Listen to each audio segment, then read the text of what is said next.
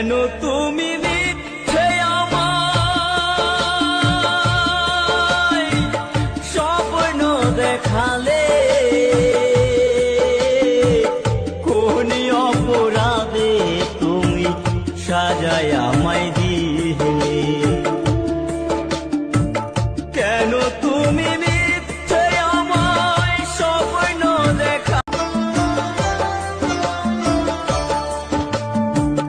কেন তুমি